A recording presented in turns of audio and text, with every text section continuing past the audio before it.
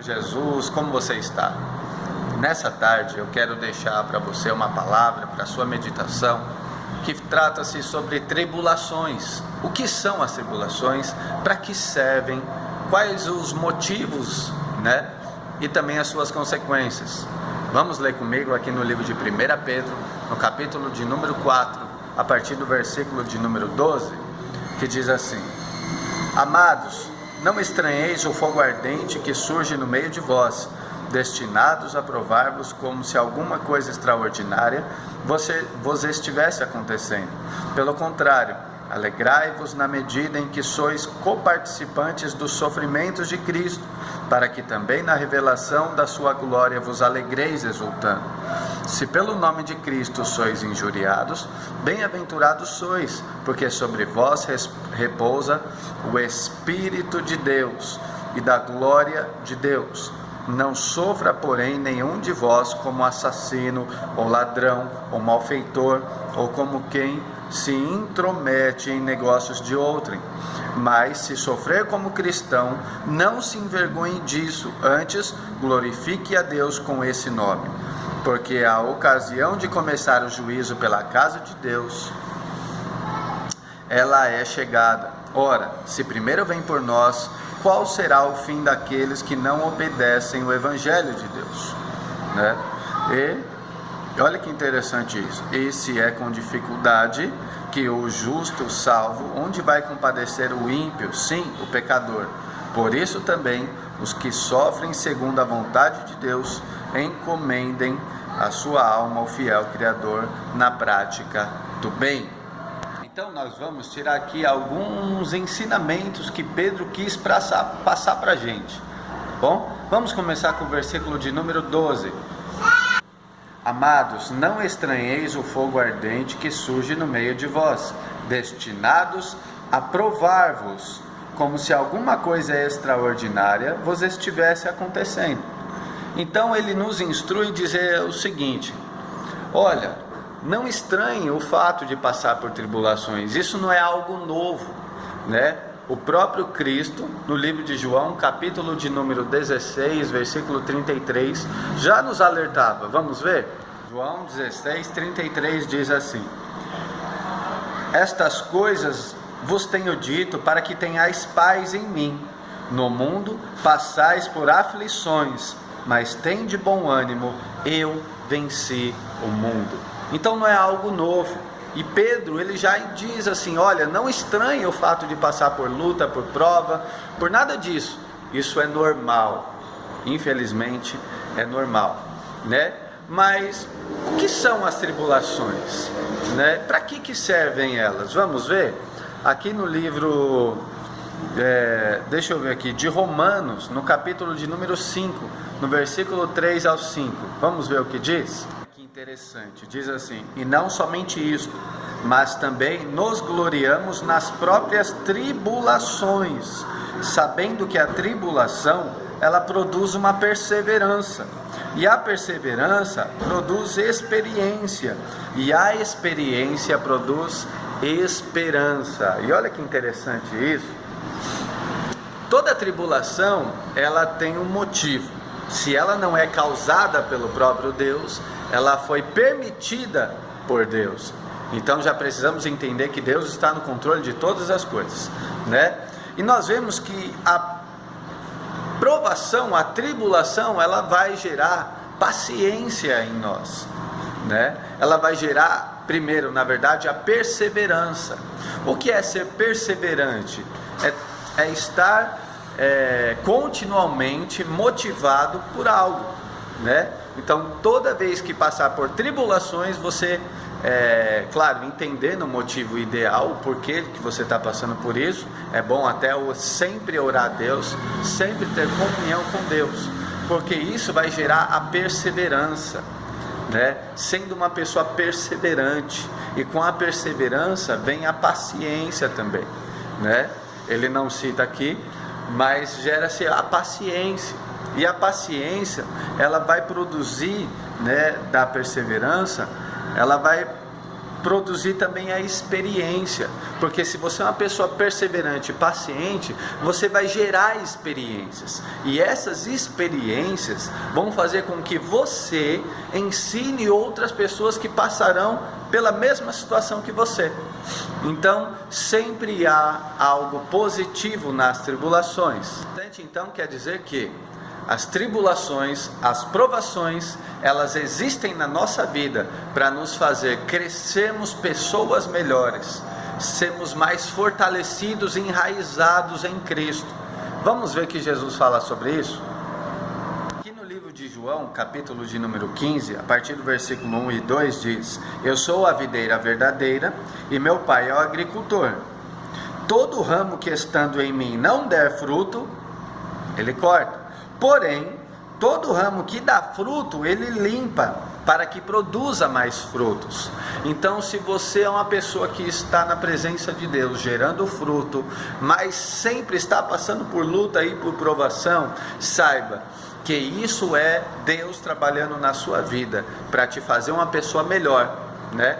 Você já viu uma árvore de fruto, quando ela está dando muito fruto, né? Frutos bons, o que o agricultor vai lá? Poda ela, para que ela crie mais força, para que ela nasça outros ramos mais fortes e que gerem muito mais fruto. Então Deus faz assim conosco também.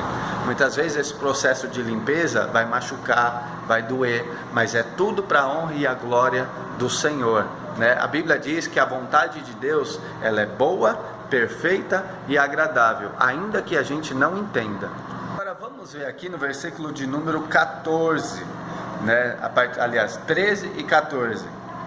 Pelo contrário, deixa eu ler, 1 Pedro, capítulo 4, versículo 13 e 14, que diz: Pelo contrário, alegrai-vos na medida em que sois coparticipantes do sofrimento de Cristo, para que também na revelação da sua glória vos alegreis exultando. Glória a Deus. A primeira coisa que a gente precisa entender é que toda recompensa nossa não é terrena. Toda recompensa nossa, ela é eterna, né? Nós vemos aqui que ele diz, para que também na revelação da sua glória vos alegreis exultando. Ou seja, no dia em que Deus vir buscar a sua igreja, né? E aqui eu quero trazer algumas citações bíblicas para isso também. No livro de Tiago, no capítulo de número 1, a partir do versículo 2, olha que legal, ele diz: Meus irmãos, tende motivo de alegria passardes por várias provações, sabendo que a provação da vossa fé, uma vez confirmada, produz a perseverança. Olha ele também falando disso, né? Jesus, ele vem em João 16:33 dizendo: olha, tende bom ânimo, né? Porque eu venci. Aí vem Tiago: considerai motivo de alegria passar por provação, por tribulação, porque a prova da sua fé vai gerar a perseverança. E aí Pedro, onde nós lemos, diz: para que nós consideremos motivo de alegria o sofrimento em Cristo. Por quê? Porque a nossa recompensa não está aqui. Aqui está a corrupção, o mal, a dor, tristeza e tudo que há de ruim, porque a Bíblia diz: o mundo jaz no maligno, né? E quando ele tenta Jesus em Lucas 4, ele diz: olha, tudo me foi dado, toda essa terra me foi dada, né? Então, no mundo há somente coisas ruins, só que a nossa alegria tem que ser a alegria de Cristo. Olha que Tiago diz aqui, capítulo 1, versículo 12: bem-aventurado o homem que suporta com perseverança a provação. Por quê? Porque depois de ter sido aprovado, receberá a coroa da vida. Glória a Deus. Então, assim, toda essa luta e tribulação, ela vai ter um fim, e esse fim será com Jesus. Nós estamos na terra, mas não somos da terra. Nós somos de Cristo, e essa tem que ser a nossa esperança, né?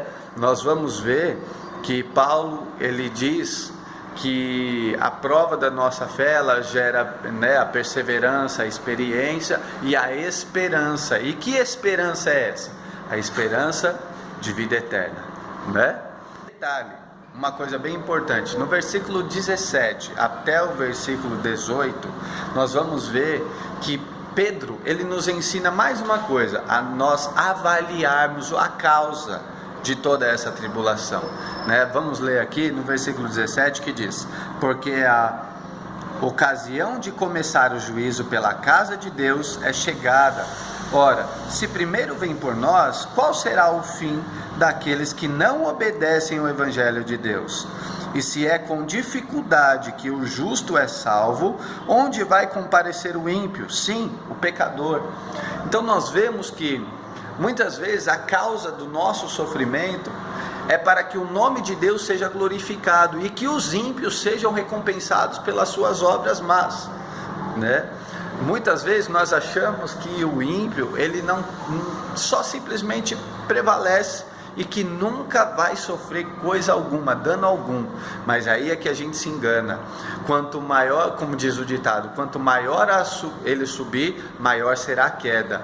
E você não é o único a pensar assim, sabe por quê? O salmista Asaf, uma certa feita, ele começou a olhar para ele e dizer: mas o que adianta eu ser crente e só sofrer e perecer na mão do ímpio? Parece que nada acontece, até que ele tem um encontro com Deus e Deus fala com ele assim. Vamos ver? De número 73, a partir do verso 14 diz: pois de contínuo sou afligido e cada manhã sou castigado. Se eu pensava em falar tais palavras, já aí teria traído a geração dos teus filhos. Em só refletir para compreender isso, achei muito pesada a tarefa para mim, né? Aí ele diz no versículo 17 o seguinte, ó: até que entrei no santuário de Deus e atinei com o fim deles. Versículo 18: tu certamente os põe em lugares escorregadios e os fazes cair na destruição. Como ficam,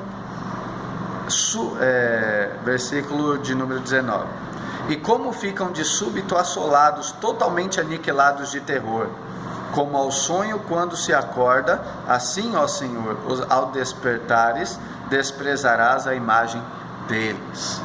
Então ele começa, quando ele entra na casa de Deus, quando ele começa a orar, quando ele começa a adorar a Deus, Deus mostra para ele que ele pega os ímpios e os entrega nos próprios maus caminhos dele. A Bíblia fala muito disso. E ele diz que certamente Deus os põe em lugares escorregadios. Ou seja, o ímpio, ele não precisa que a gente faça algo para que eles caiam. Não. Deus os põe em lugares escorregadios para que eles não precisem mais do que seu próprio peso para que eles caiam em ruína, em destruição, em desgraça. Então, quando ele começou a compreender isso, ele verdadeiramente percebeu que a impiedade dos ímpios com certeza será a recompensa deles, né? A Bíblia diz que o salário do pecado é a morte, né? E saiba de uma coisa, você não é o único que passa por provações. Vamos ver o Salmo 79? Asaf, ele diz aqui no Salmo 79: ó Deus, as nações invadiram a tua herança, profanaram teu santo templo, reduziram Jerusalém a um montão de ruínas e deram os cadáveres dos teus servos por cibo às aves do céu, e a carne dos teus santos às feras da terra. Derramaram como água o sangue ao redor de Jerusalém. Então, quando Nabucodonosor, há cerca de 586 anos antes de Cristo, tomou a cidade de Jerusalém, isso foi dito lá no livro de Daniel, a partir do capítulo de número 1, né, que tudo isso acontece, já profetizado bem antes no Antigo Testamento. Muitos homens de Deus morreram, padeceram, mulheres grávidas foram abertas ao meio, coisas terríveis aconteceram, né? E o salmista Asaf, ele relata todas as atrocidades que aconteceram. Então saiba que você não é o único que sofre pelo Evangelho. E muitos perderam suas cabeças, muitos sofreram coisas físicas terríveis, torturas inimagináveis por amor ao Evangelho de Cristo. Asaf diz no Salmo 73, a partir do versículo 28, assim: quanto a mim, bom é estar junto a Deus no Senhor. Deus, ponho o meu refúgio para proclamar todos os seus feitos. Glórias a Deus.